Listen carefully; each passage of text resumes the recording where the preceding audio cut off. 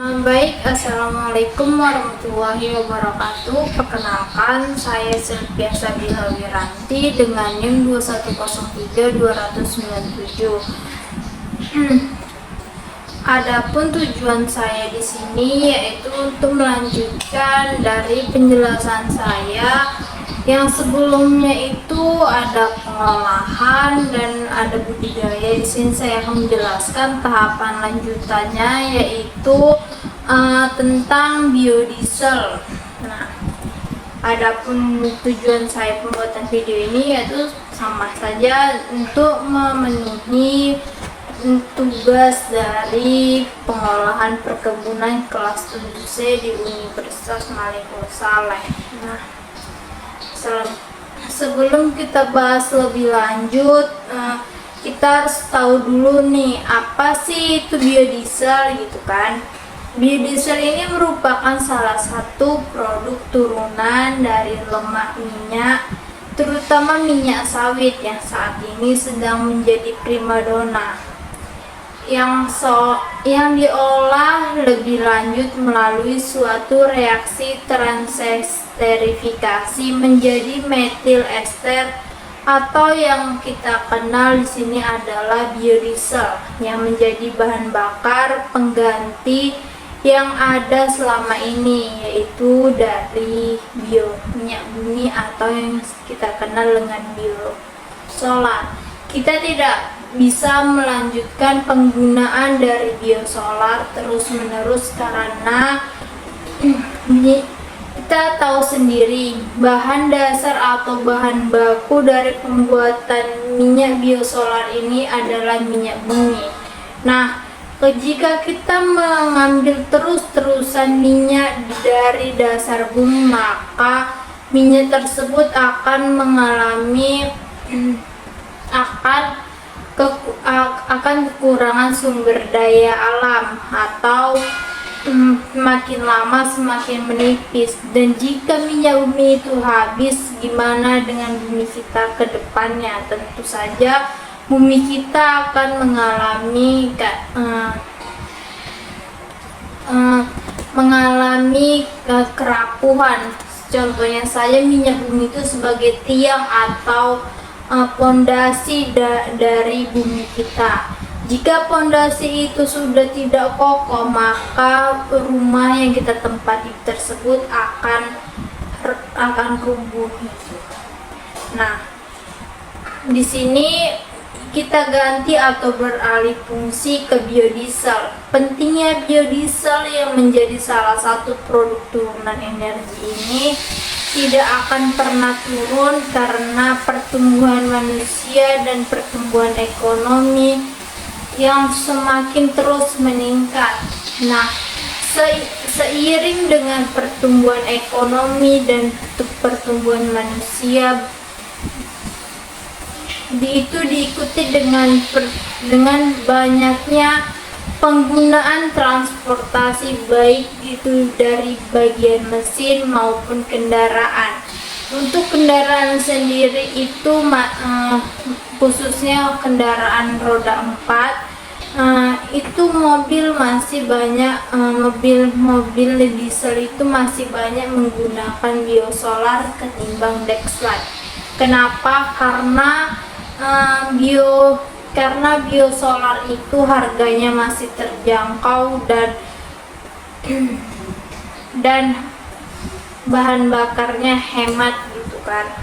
Dan juga truk-truk dari industri itu masih menggunakan biosolar karena penghematan, yang tadi saya bilang, penghematan uang jalan juga. Namun bukan hanya itu, mesin-mesin peralatan pun juga menggunakan itu sebagian. Bukan sebagian, tapi memang hampir seluruh mesin-mesin untuk pengolahan itu menggunakan biosolar. Nah,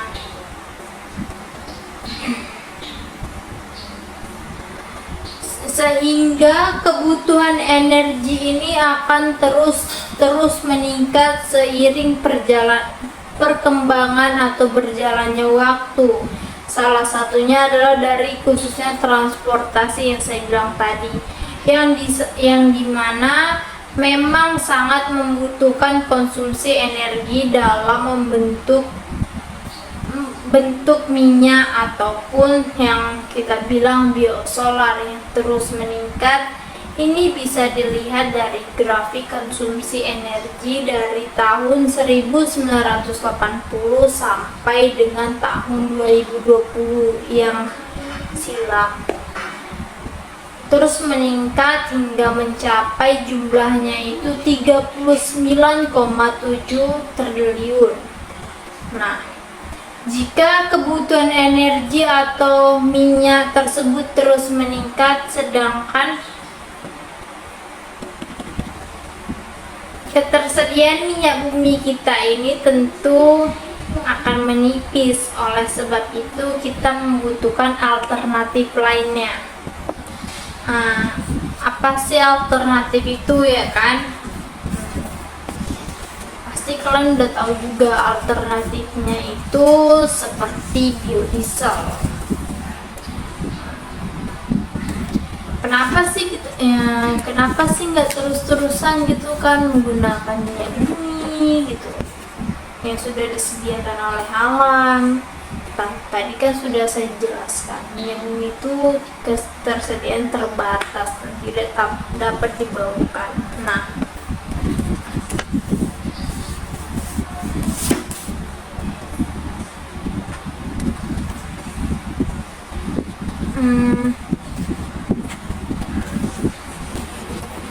penggantinya itu dalam hal ini ketersediaan dalam bentuk biodiesel, karena biodiesel ini merupakan salah satu energi atau pengganti minyak yang sifatnya bersih. Energinya itu bersih dan sifatnya itu dapat terbarukan, atau kita dapat menanamnya kembali, atau kita jika kekurangan bahan baku dapat menanamkan bahan baku dari pembuatan biodiesel itu kembali, dan pertumbuhannya itu cepat untuk menghasilkan sumber daya atau kebutuhan dari bahan baku itu. Misalnya aja contohnya ini dari minyak kelapa sawit, atau mungkin dari minyak jarak pagar, mungkin dari nyamplung, legendari, minyak kemiri Sunan dan sebagainya. Tapi untuk saat ini memang penggunaan terbesar untuk pembuatan biodiesel adalah lebih banyak penggunanya dari minyak kelapa sawit. Atau yang lebih biasa kita sering itu CPO. CPO ini adalah bahan olahan awal atau bahan mentah dari pengolahan pabrik kelapa sawit yang akan diproduksi lagi menjadi biodiesel. Nah, kemudian untuk penggunaan biodiesel ini juga relatif mudah. Kenapa dikatakan relatif mudah? Relatif mudah dalam arti ini dalam bentuk Motilex, maka itu bisa langsung tinggal dicampurkan ke dalam minyak solar yang murni atau yang berasal dari minyak bumi atau dari perut bumi, dicampurkan ke dalam minyak solar yang asli. Minyak solar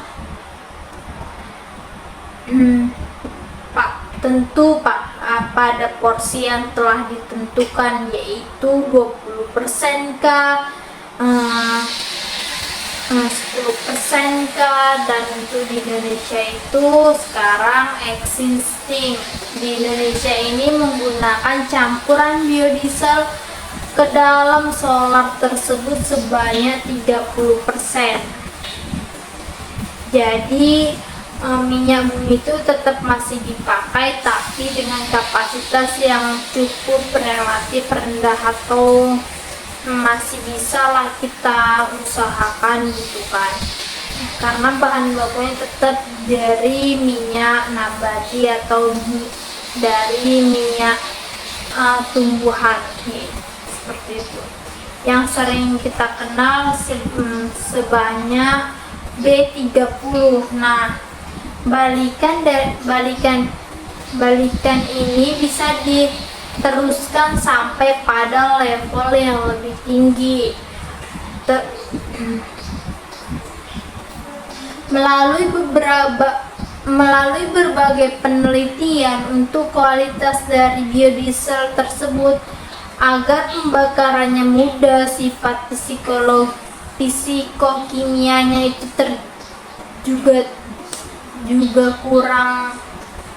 juga kurang lebih hampir sama dengan solar yang dari minyak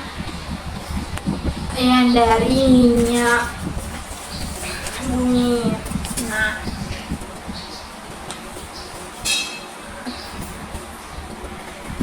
maka penggunaan bisa ditingkatkan khususnya untuk biodiesel terus menerus sampai targetnya bahkan bisa menggantikan 100% atau keseluruhan bisa tergantikan oleh biodiesel.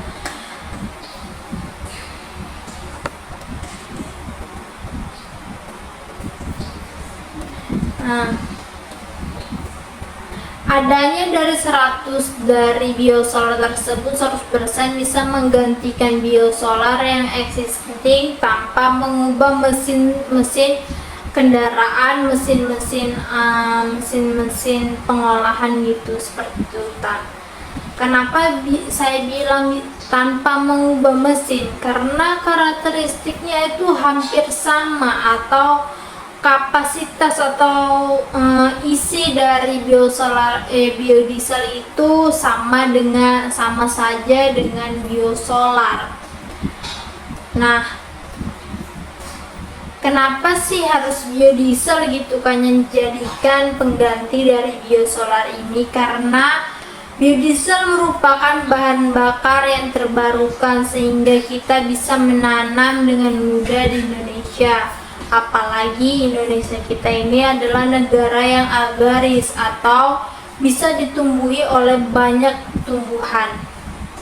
Dan negara kita ini adalah negara tropis yang sangat cocok ditumbuhi oleh tanaman-tanaman yang menjadi sumber dari biodiesel ini. Apakah itu baik itu dari sawit, kemiri sunan, dari nyamplung, jarak pagar, atau bahan-bahan yang lainnya, termasuk juga misalnya dari alga indah. Kemudian dia sifatnya ramah lingkungan, jadi biodiesel ini warnanya lebih jernih dan pembakarannya juga untuk menghasilkan emisi gas atau O2 yang lebih sedikit sehingga tidak terlalu memberikan polusi seperti minyak atau biosolar yang berasal dari minyak bumi itu yang masih banyak mengeluarkan polusi sehingga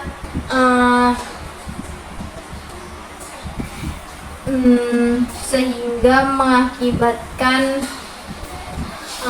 polusi itu menyebar kemana-mana. Nah, dari O2 yang sedikit kadar CO2-nya itu lebih sedikit sehingga nantinya bisa mengurangi dari efek rumah kaca yang berada di atmosfer bumi kita yang berada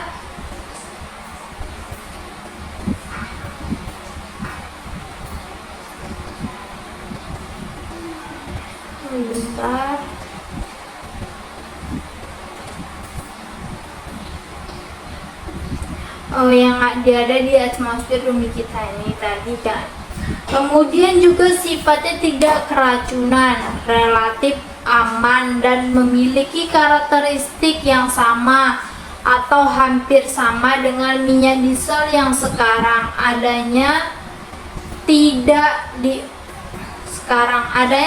diperlukan modifikasi mesin atau peralatan di dalam mesin motor maupun mesin mobil. Itu disebut tidak perlu memodifikasi mesin-mesin tadi, tapi sudah karena sifatnya hampir sama. Namun demikian ada beberapa kekurangan. Yang menentukan kekurangan inilah yang menjadi tantangan atau menjadikan peluang yang besar untuk kita bisa teruskan meningkatkannya begitu. Nah, dengan adanya kekurangan ini jangan ditanggap sebagai suatu hal yang membuat kita tuh loyo atau membuat kita pesimis untuk melanjutkan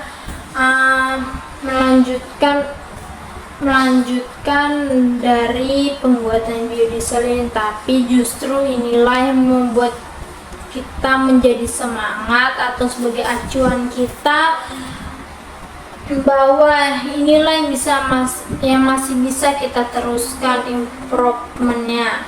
Yang pertama adalah kapasitas pembangkit listrik menurun dibandingkan dengan penggunaan minyak diesel. Kita gunakan untuk bahan bakar sangat pembangkit listrik yang mengumpulkan energi yang sangat besar. Ternyata dari daya bakar atau tingkat pembakaran energi yang ini sedikit lebih kecil dibandingkan minyak diesel yang asli, sehingga kapasitas pembangkitnya menjadi yang turun-turun sedikit seperti itu. Nah, sehingga tugas kedepannya bagaimana sih meningkatkan daya pembakaran ini, atau yang sering dikenal angka setengah itu.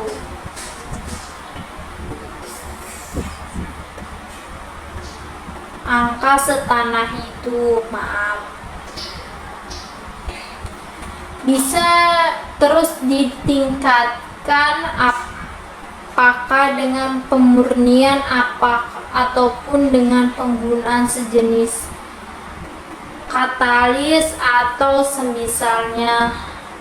Nah, untuk meningkatkan pembakaran tersebut, kemudian kualitas oksidasi masih yang kurang baik, terutama kalau disimpan pada waktu lama. Ini kualitas oksidasi yang kurang baik artinya kurang stabil terhadap oksidasi, karena biosolar ini atau biodiesel ini biasanya diproses dari minyak atau lemak yang komposisinya itu mengandung asam lemak tidak jenuh. Misalnya kalau minyak sawit yaitu akan mengandung asam oleat dan dalam jumlah yang cukup besar. Pada CPU, asam oleat ini hampir kurang lebih sekitar 50% sendiri atau setengahnya. Coba asam oleat yang tidak jenuh atau tidak terlalu besar, maka dapat disimpan tentu saja akan mudah disimpan dan dapat disimpan dalam kurun waktu yang lebih lama lagi, apalagi pada suhu yang mungkin agak panas karena paparan sinar matahari tentunya dan sebagainya. Ini bisa mengalami oksidasi pada ikatan perangkapnya tersebut. Ini menjadi tambahan atau PR bagaimana sih kita ini bisa menyediakan menyediakan bahan dasar atau bahan baku yang mungkin asam lemak ini asam lemaknya itu yang lebih rendah, tidak mudah teroksidasi, misalnya porsi asam lemak tidak jenuh.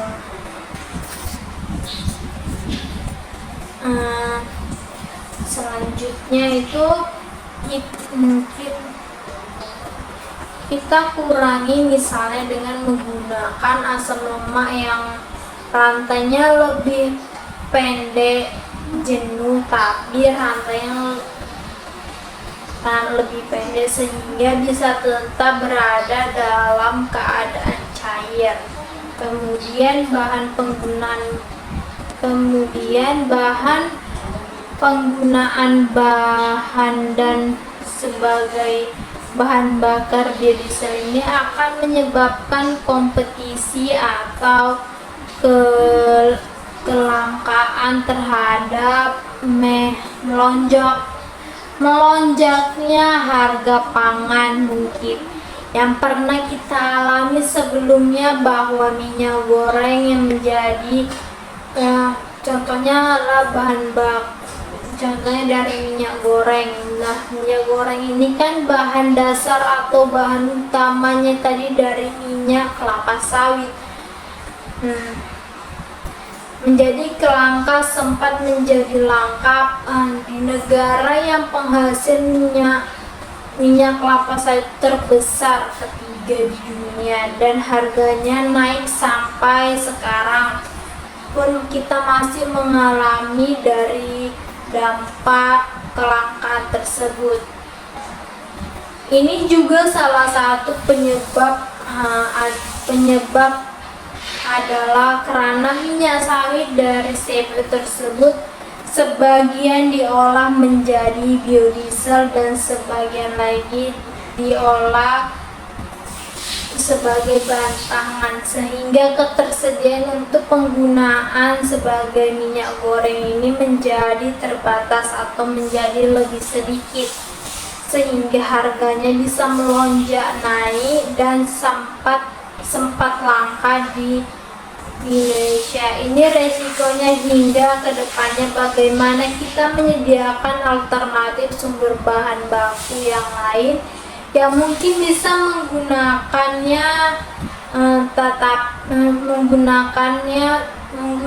tumbuhan lain yang bukan merupakan dari tumbuhan untuk bahan pangan. Jadi akan lebih berkompetisi dengan komoditas pangan, sehingga pangan kemudian seperti misalnya tumbuhan itu seperti kemiri sunan, itu masih jarang penggunaan untuk pangan.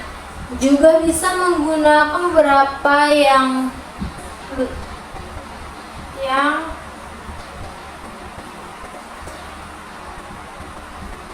lainnya, misalnya nyamplung dan banyak terdapat di daerah pantai, biasanya yaitu juga sebagai sumber minyak yang non-food, sehingga bisa lebih tidak bersaing dengan kebutuhan pangan dan rusaknya ekosistem akibat penanaman tanaman yang secara besar-besaran.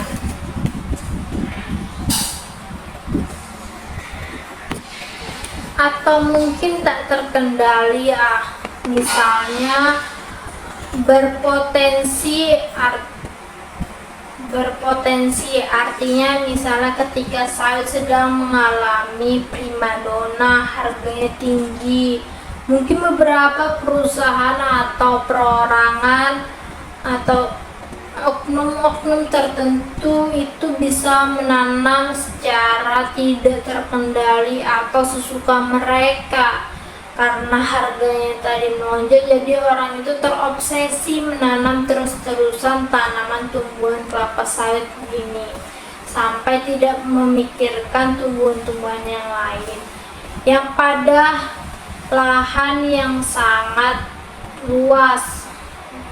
Misalnya, tentunya bisa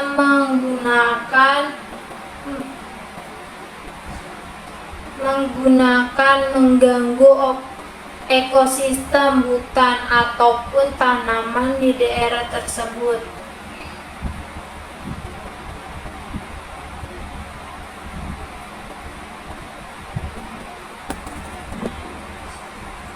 Sehingga butuh sejenis regulasi. Bagaimana sih membatasi kawasan yang boleh ditanami tanaman untuk biodiesel ini, tapi dengan meningkatkan produktivitasnya, misalnya dengan mencari bibit-bibit unggul dengan teknik-teknik lainnya untuk meningkatkan produktivitas dari tanaman penghasil sumber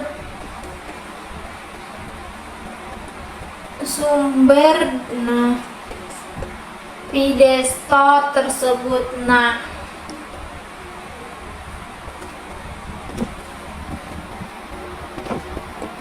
Biodiesel ini bisa digambarkan dari ilustrasi ini. Kalau minyak solar yang asli yang 100% itu bening, seperti kalau dicampurkan yang lebih jernih. Nah, ini salah satu menunjukkan bahwa biodiesel ini mengandung belerang tidak banyak, mengandung mineral-mineral bawaan, tidak beda dengan minyak bumi yang mungkin mineralnya sangat banyak jika tidak melakukan pemurnian dengan baik. Minyak dari dari nyamplung, dari CPO itu direaksikan dengan suatu alkohol, bisa berupa etanol atau metanol, tapi yang paling banyak adalah metanol karena reaktivitasnya sangat tinggi dan daya bakarnya juga sangat bagus direaksikan dengan metanol, sehingga dihasilkan senyawa metil ester. Jadi memang reaksinya diarahkan untuk menghasilkan senyawa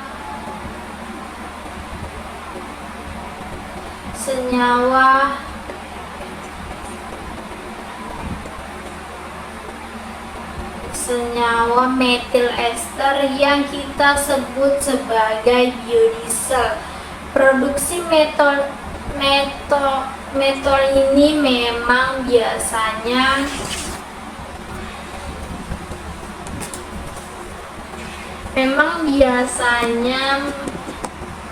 membutuhkan dana yang cukup mahal daripada hanya mengambil minyak bumi langsung dari perut bumi itu tadi. Kemudian dilakukan fraksinasi itu ya, kalau solar ada selama ini kan kalau solar itu kan tinggal mengambil saja dari dalam bumi, tidak perlu ada pengolahan lagi sejenis itu, hanya untuk melakukan sejenis pemurnian dan vaksinasi, yaitu jadi tidak menggunakan reaksi-reaksi tertentu sehingga biayanya itu lebih murah kalau minyak bumi yang ada selama ini. Sedangkan biodiesel ini biaya produksinya tentu lebih atau masih lebih mahal. Oleh sebab itu ke depan perlu kita tingkatkan lagi, nggak pakai fisien di prosesnya supaya biaya produksinya menjadi lebih murah. Dan itu kalau saat ini masih banyak disubsidikan karena masih banyak disubsidikan, tentunya sedikit repot kan. Gak mungkin tuh pemerintah terus memberikan subsidi terhadap masyarakat, mau berapa banyak hutang yang ditanggung oleh negara ini kalau seperti itu. Ini juga bisa memiliki efek yang bagus karena bisa menghambat devisa dan sebagainya, karena kalau minyak bumi selama ini kan sebagian banyak yang diimpor keluar gitu kan, yang tentu akan boros devisa. Tapi kalau kita sediakan walaupun agak mahal tapi kita subsidi, maka uang kita tidak akan lari kemana-mana, hanya bisa ke lokal Indonesia saja, maka itu akan menghemat devisa kita. Cukup sekian penjelasan singkat saya tentang biodiesel. Mungkin masih banyak kekurangan yang saat saya menyampaikan, lebih dan kurang saya mohon maaf. Saya akhiri dengan wabillahi taufiq wal hidayah. Wassalamualaikum warahmatullahi wabarakatuh. Terima kasih.